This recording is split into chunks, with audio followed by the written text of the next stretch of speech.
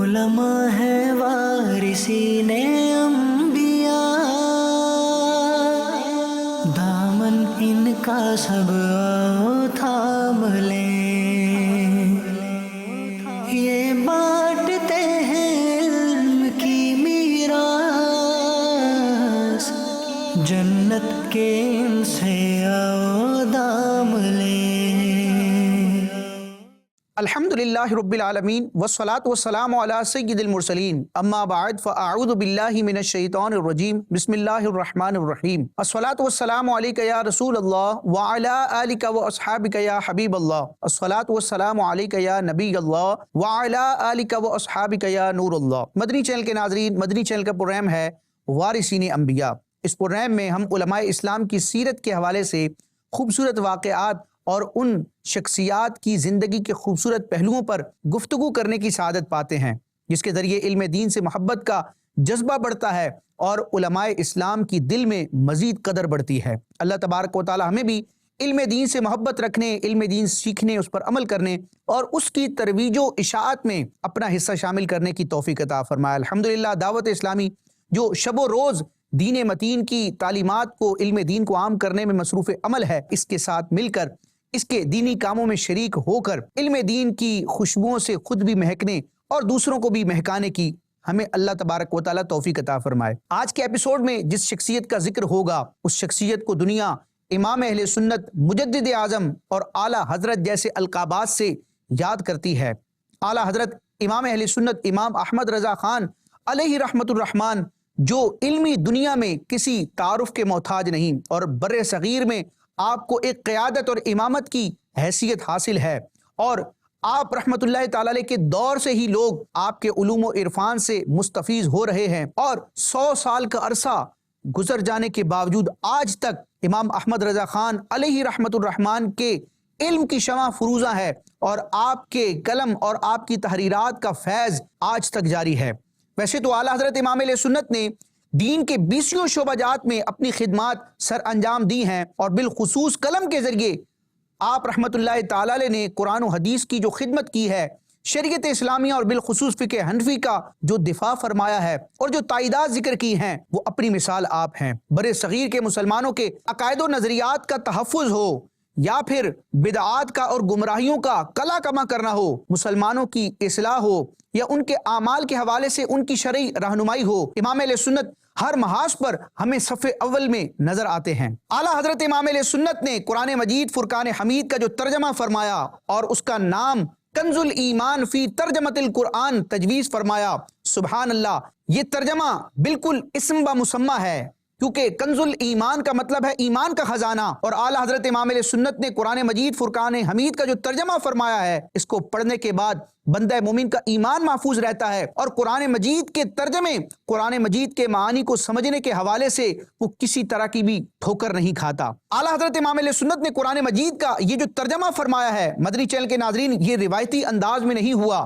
کہ ایک مترجم یعنی قرآن مجید کا ترجمہ کرنے والا مختلف تفاسیر کی کتابیں کھول کر، عربی لغات کو، ڈکشنریز کو کھول کر اور اصول و قواعد کو اپنے پیش نظر رکھ کر بڑے اہتمام کے ساتھ غور و خوض کر کے ایک ایک آیت کا، ایک ایک لفظ کا ترجمہ کرتا جائے اور اس کی پروف ریڈنگ کرتا رہے، اس کو دوبارہ چیک کرتا رہے اور اپنی اغلاط پر، اپنی کوتاہیوں پر اور کمی پر آگاہ ہوتے ہوئے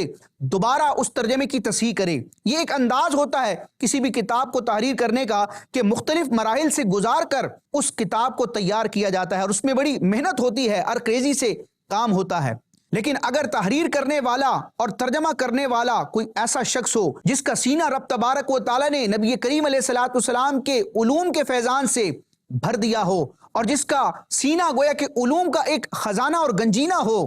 تو پھر اس شخصیت کی طرف سے جو ترجمہ ہوتا ہے یا جو تحریری کام ہوتا ہے، وہ اپنی مثال آپ ہوتا ہے۔ مدنی چینل کے ناظرین، اعلیٰ حضرت امام علیہ سنت ویسے تو شب و روز فتویٰ نویسی اور مختلف قسم کی فقہی تحقیقات کے حوالے سے مصروف عمل رہا کرتے تھے، اور دیگر تحریری کام آپ کے شب و روز کا حصہ تھا، لیکن قرآن مجید فرقان حمید کا ترجمہ کرنا اس کے لیے بظاہر اعلیٰ حضرت امام علیہ سنت کے روزمرہ کے معمولات اور جدول میں ٹائم نہیں تھا، لیکن اعلیٰ حضرت امام علیہ سنت کے تلمیذ و خلیفہ صدر الشریعہ بدر الطریقہ مصنف بہار شریعت مفتی محمد امجد علی اعظمی رحمۃ اللہ تعالی علیہ نے اس ضرورت کو محسوس کیا کہ قرآن مجید فرقان حمید کے بر صغیر میں کچھ اردو تراجم موجود ہیں، لیکن وہ تمام تراجم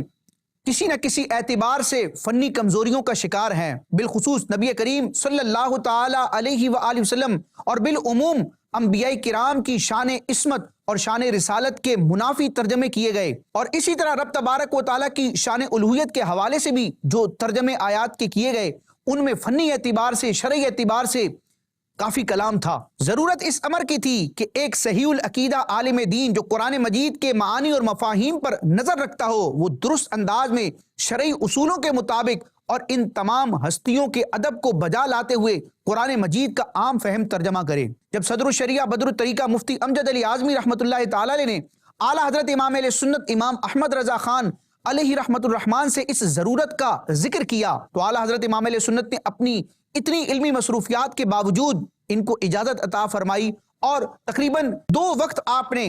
خاص فرمائے کہ جن میں قرآن مجید کا ترجمہ کیا جائے۔ ایک وقت آپ کا دوپہر کے وقت قیلولہ یعنی آرام کرنے کا تھا، اور ایک وقت رات کو سونے سے پہلے کا تھا، یعنی یہ دونوں وقت جو اعلیٰ حضرت امام علیہ سنت نے آرام کے لیے خاص کیے تھے، ان دونوں اوقات میں اعلیٰ حضرت امام علیہ سنت نے قرآن مجید کا ترجمہ املا اور ڈکٹیٹ کروانے کے لیے صدر الشریعہ کو اجازت عطا فرمائی۔ اب کیا ہوتا، اعلیٰ حضرت امام علیہ سنت کے سامنے قرآن مجید کی آیات پڑھی جاتی، قرآن مجید کے کلمات اور متن پڑھا جاتا، اور اعلیٰ حضرت امام علیہ سنت آن دی سپوٹ فی البدی اس کا ترجمہ املا کروایا کرتے تھے۔ یعنی اس وقت بظاہر کوئی کتابیں رکھ کر اور بڑا غور و خوض کرنا اور اہتمام کرنا اس کی حاجت نہ ہوتی تھی، کیونکہ رب تبارک و تعالیٰ نے علوم قرآن کے حوالے سے اعلیٰ حضرت امام علیہ سنت کو ایسا نوازا تھا کہ جیسے جیسے قرآن مجید کی کلمات اعلیٰ حضرت کے سامنے تلاوت کیے جاتے، اعلیٰ حضرت امام علیہ سنت شاندار انداز میں اس کا ترجمہ کرواتے رہتے۔ پھر بعد میں جب مترجمین اور اس وقت کے جو علماء تھے اس قرآن مجید کے ترجمے کو بڑی بڑی تفاسیر سے موازنہ کرتے، بڑی بڑی تفاسیر سے اس کی تائیدات کو تلاش کرنے کی کوشش کرتے، تو بڑی بڑی تفاسیر میں جو مضامین مفسرین نے بیان کیے ہوتے ہیں ان کی عکاسی اور غمازی کرتا ہوا اعلیٰ حضرت امام علیہ سنت کا یہ ترجمہ ثابت ہوتا۔ اعلیٰ حضرت امام علیہ سنت نے اپنے اس ترجمہ قرآن کا جو نام تجویز کیا وہ کنز الایمان فی ترجمۃ القرآن ہے، اور اگر علم ابجد کے اعتبار سے اس کے اعداد نکالے جائیں تو کنز الایمان فی ترجمۃ القرآن کے اعداد بنتے ہیں 1330، اور یہ ترجمہ اعلیٰ حضرت امام علیہ سنت نے جس سن میں املا کروایا وہ سن بھی 1330 سن ہجری تھا۔ یہ اعلیٰ حضرت امام علیہ سنت کا کمال ہے کہ آپ کسی بھی موضوع پر کوئی کتاب تحریر کرتے ہیں، اس کا عربی میں نام تجویز فرماتے ہیں، وہ نام اس کتاب کے مضامین اور اس کے مطالب کی طرف بھی گویا کہ اشارہ کرتا، اور اس نام کے اگر ابجد نکالے جاتے، علم الاعداد کے ذریعے اس کے اعداد نکالے جاتے تو وہی اعداد بنتے جس میں وہ کتاب تحریر کی گئی۔ یہ اعلیٰ حضرت امام علیہ سنت کا ایک کمال تھا۔ تو چونکہ سن 1330 سن ہجری میں یہ قرآن مجید کا ترجمہ تحریر کیا گیا تو اس عدد کی مناسبت سے اعلیٰ حضرت امام علیہ سنت نے اس کا نام تجویز فرمایا کنز الایمان فی ترجمۃ القرآن، کہ قرآن مجید فرقان حمید کا ترجمہ کرنے میں، اس کی گویا کہ معانی کو بیان کرنے میں ایمان کا خزانہ، اور واقعتاً یہ ایمان کا خزانہ ہے، اور اس کے محاسن، اس کی خوبیوں اور دیگر اردو تراجم اور دیگر زبانوں میں کیے گئے تراجم سے اگر اس کا تقابل کیا جاتا ہے، اس کا موازنہ کیا جاتا ہے تو اعلیٰ حضرت امام علیہ سنت کا ترجمہ تمام تراجم پر فائق نظر آتا ہے۔ مدنی چینل کے ناظرین، ایک تحقیق کے مطابق 100 سے زیادہ قرآن مجید کے ترجمے کیے گئے اور مختلف زبانوں میں اس کی تشریحات کی گئیں، لیکن بالخصوص ہم اردو زبان اور اردو لب و لہجے اور محاورے میں کیے گئے قرآن مجید کے تمام ترجموں کو اگر ایک پلڑے میں رکھتے ہیں اور دوسرے پلڑے میں اعلیٰ حضرت امام علیہ سنت کے اس قرآن کے ترجمے کو رکھتے ہیں تو بالیقین قرآن مجید کا یہ جو ترجمہ اعلیٰ حضرت امام علیہ سنت نے فرمایا ہے یہ اردو کے تمام رائج تراجم پر فائق ہے، اور ایک اندازے کے مطابق سب سے زیادہ اردو زبان میں چھپنے والا اور پڑھا جانے والا ترجمہ بھی اعلیٰ حضرت امام علیہ سنت کا یہ ترجمہ قرآن کنز الایمان ہے۔ علماء کرام نے اس ترجمے کے محاسن اور اس کی خوبیوں کو بیان کرنے کے لیے جب غور و خوض کیا، ریسرچ کی، تحقیق کی اور بڑی بڑی تفاسیر کی اور علوم قرآن سے متعلق کتابیں پڑھنے کے بعد جب اعلیٰ حضرت امام علیہ سنت کے الفاظ اور کلمات کو دیکھا تو وہ اش کر اٹھے، اور اس موضوع پر بلا مبالغہ درجنوں آرٹیکلز لکھے گئے اور مقالہ جات لکھے گئے اور کتابیں تحریر کی گئیں، جس میں اعلیٰ حضرت امام علیہ سنت کے ترجمے کے محاسن اور خوبیوں کو بیان کیا گیا۔ مدنی چینل کے ناظرین، اس ایپیسوڈ میں ہم اعلیٰ حضرت امام علیہ سنت کے ترجمہ کنز الایمان کے جو محاسن ہیں، اس کی جو خوبیاں ہیں، اور دیگر اردو تراجم سے اس کا جو وجہ امتیاز ہے، اس کے تحت علماء کرام نے کئی نکات ذکر کیے ہیں، یعنی کئی پہلوؤں سے ہمیں کنز الایمان تمام تراجم پر ایک برتری ظاہر کرتا ہوا نظر آتا ہے۔ ان نکات میں سے اور ان خصوصیات میں سے چند خصوصیات کا بیان ہم سنتے ہیں۔ مدنی چینل کے ناظرین، قرآن مجید کے جو اردو ترجمے کیے گئے، ان میں بعض ترجمے تو وہ ہیں جو قرآن مجید کے لفظی ترجمے ہیں، حرف بحرف ترجمہ کیا جاتا ہے، اور بعض ترجمے ایسے ہوتے ہیں جو با محاورہ ہوتے ہیں، یعنی وہ لفظی ترجمہ نہیں ہوتا، اس کلام کا، آیت مبارکہ کا جو مفہوم ہوتا ہے، جو مراد ہوتی ہے، اس کو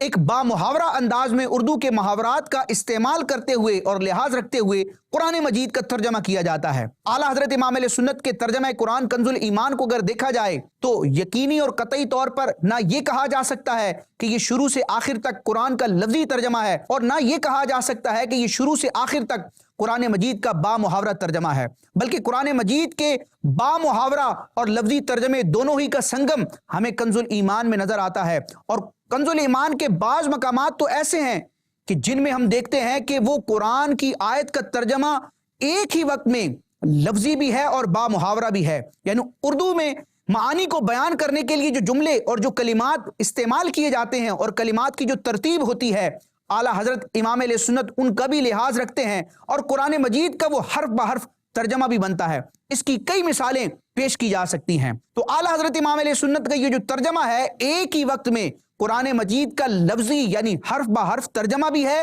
اور با محاورہ ترجمہ بھی ہے۔ مدنی چینل کے ناظرین، قرآن مجید فرقان حمید کے بعض مقامات وہ ہیں کہ اگر ان کا لفظی ترجمہ کیا جائے تو ترجمے کی حد تک تو وہ بالکل درست ہوتے ہیں، لیکن عوام الناس کے لیے ان معانی کو اور مطالب کو سمجھنا مشکل ہوتا ہے۔ تو اعلیٰ حضرت امام علیہ سنت نے عوام الناس کی بھی رعایت فرمائی ہے، اور قرآن مجید فرقان حمید کے وہ مقامات کہ جہاں اگر حرف بحرف اور لفظی ترجمہ کیا جاتا، ایک عام اردو پڑھنے والے کو جو کہ علوم شرعیہ سے اتنی واقفیت نہیں رکھتا، اس کو دشواری ہو سکتی تھی، اعلیٰ حضرت امام علیہ سنت نے ان مقامات پر آیات کے مرادی ترجمے کیے ہیں۔ مرادی ترجمے سے مراد یہ ہے کہ قرآن مجید کے ان کلمات کی جو مراد ہے، جو مفہوم ہے، جو خلاصہ اور کنکلوژن ہے، اعلیٰ حضرت امام علیہ سنت مرادی ترجمے کے طور پر گویا کہ اس کا مفہوم بیان فرماتے ہیں۔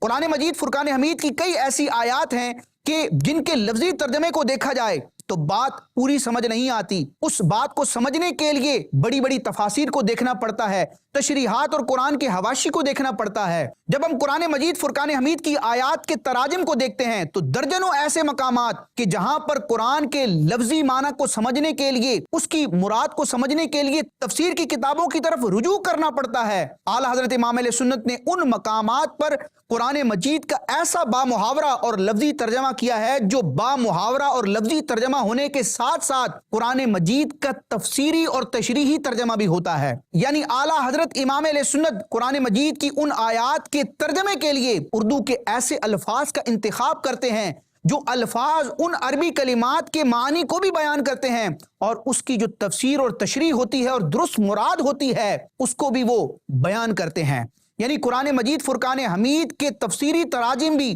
ہمیں کنز الایمان میں نظر آتے ہیں، اور ان آیات کو اگر شمار کیا جائے اور ان کو ایک جگہ جمع کیا جائے تو یقیناً ایک پوری کتاب تحریر ہو سکتی ہے۔ تو اس اعتبار سے کہ اعلیٰ حضرت امام علیہ سنت نے قرآن مجید کی آیات کے ایسے تراجم فرمائے ہیں کہ وہ تراجم ایک عام شخص کو تفسیر کی کتابوں سے بے نیاز کر دیتے ہیں، تفسیر کی کتاب کی طرف رجوع کرنے کی حاجت نہیں رہتی، بلکہ اس ترجمے کے الفاظ کو دیکھ کے ہی مراد اور معنی مفہوم سمجھ میں آ سکتا ہے۔ ان آیات کو اگر دیکھا جائے تو یہ کہنا بالکل بجا ہے کہ اعلیٰ حضرت امام علیہ سنت کا تحریر کردہ قرآن مجید کا یہ ترجمہ کنز الایمان فی ترجمۃ القرآن، یہ قرآن مجید کی مختصر، جامع، مستند اور معتبر تفسیر ہے۔ یعنی قرآن مجید کی اگر تفسیر دیکھنی ہو تو اس کی جھلک بھی ہمیں ترجمہ قرآن کنز الایمان میں نظر آتی ہے۔ مدنی چینل کے ناظرین، قرآن مجید میں کئی آیات ایسی ہیں جن کا تعلق شرعی احکامات سے ہے، جن کو آیات احکام کہا جاتا ہے۔ اب قرآن مجید اور احادیث کو سمجھنے کے اعتبار سے اور ان سے مسائل کو ثابت کرنے کے اعتبار سے امت میں 4 بڑے امام ہیں جن کی تقلید اور پیروی کر کے امت مسلمہ قرآن و حدیث پر عمل کرتی ہے، یعنی فقہ حنفی، فقہ شافعی، فقہ مالکی اور فقہ حنبلی۔ یہ 4 بنیادی گویا کے طریقے ہیں، جماعتیں ہیں جنہوں نے قرآن مجید کو خوبصورت انداز میں سمجھ کر اس کی تشریحات کی اور اسی کے مطابق قرآن مجید کو سمجھ کر اس پر عمل کیا جاتا ہے۔ تو اعلیٰ حضرت امام علیہ سنت چونکہ فقہی مشرب کے اعتبار سے امام اعظم ابو حنیفہ نعمان بن ثابت رحمۃ اللہ تعالیٰ علیہ کے مقلد ہیں، آپ حنفیوں کے بہت بڑے عالم ہیں، تو اعلیٰ حضرت امام علیہ سنت نے آیات احکام میں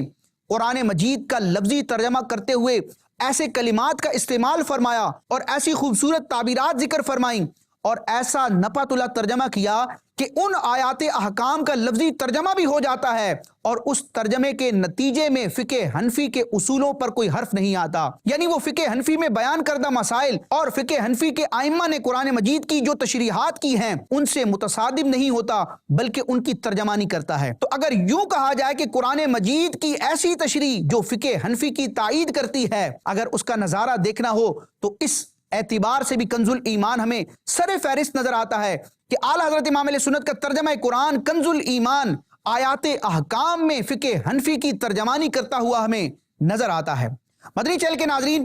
عربی کلام میں بھی یہ ہوتا ہے اور دیگر زبانوں میں بھی ایسا ہوتا ہے کہ گفتگو کے دوران یا تحریر کرنے کے دوران کئی الفاظ اور کلمات محذوف ہوتے ہیں، یعنی لفظوں میں نہیں آتے، تحریر میں نہیں آتے، لیکن سمجھے جاتے ہیں۔ سننے والا جو مخاطب ہوتا ہے اسے بھی معلوم ہوتا ہے کہ ان کچھ کلمات کے تحت اور اس پورے جملے کے تحت کچھ الفاظ محذوف ہیں، یعنی ان کا لحاظ تو کیا جاتا ہے لیکن ان کو ذکر نہیں کیا جاتا۔ تو قرآن مجید برہان رشید کا بھی ہم اسلوب دیکھتے ہیں کہ قرآن مجید کی آیات میں جا بجا ہمیں محذوفات ملتے ہیں، یعنی بظاہر قرآن مجید کے متن میں وہ کلمات موجود نہیں ہوتے لیکن وہ مراد ہوتے ہیں، وہ ملحوظ ہوتے ہیں۔ امت کے مفسرین اپنی کتابوں میں یعنی تفسیر کی کتابوں میں ان کلمات کو، ان محذوفات کو ذکر کرتے ہیں کہ قرآن مجید کے ان کلمات کے تحت ان الفاظ کو بھی اگر ملایا جائے تو مراد مکمل انداز میں سمجھ آتی ہے۔ تو ان محذوفات کو پڑھنے کے لیے، سمجھنے کے لیے، ان کو جاننے کے لیے ایک عام شخص کو تفسیر کی کتابوں کی حاجت پڑتی ہے، لیکن اعلیٰ حضرت امام علیہ سنت کے ترجمہ قرآن کنز الایمان میں یہ خوبی بھی موجود ہے کہ قرآن مجید کی آیات کے وہ مقامات جہاں محذوفات موجود تھے جو تفسیر کی کتابوں میں ظاہر کیے جاتے تھے، اعلیٰ حضرت امام علیہ سنت ان محذوفات کا ترجمہ کنز الایمان کا حصہ بناتے ہیں۔ یعنی ترجمہ کنز الایمان میں ہمیں کئی مقامات ایسے نظر آتے ہیں کہ بظاہر قرآن کے متن میں ان الفاظ کی نشاندہی کرتا اور ان الفاظ کی غمازی کرتا ہوا کوئی عربی کلمہ نظر نہیں آتا، لیکن تفسیر کی کتابوں کی طرف جب رجوع کیا جاتا ہے تو پتہ چلتا ہے کہ امت کے مفسرین نے آیات قرآن کے ان مقامات پر جو محذوفات نکالے تھے، اعلیٰ حضرت امام علیہ سنت اس کو ترجمے میں ذکر فرما دیتے ہیں۔ قرآن مجید فرقان حمید میں کئی ایسے مقامات ہیں جہاں پر اعلیٰ حضرت نے ضمائر کا ترجمہ کیا ہے، یعنی ایک ناؤن ہوتا ہے اور ایک پرو ناؤن ہوتا ہے، تو پرو ناؤن جس کو اس میں ضمیر کہا جاتا ہے اور ضمائر اس کی جمع ہوتی ہے، یہ وہ یہاں وہاں اس طرح کے کئی کلمات ہوتے ہیں۔ تو اعلیٰ حضرت امام علیہ سنت نے قرآن مجید کے ان مقامات پر کہ جہاں پرو ناؤن کا یعنی ضمائر کا اگر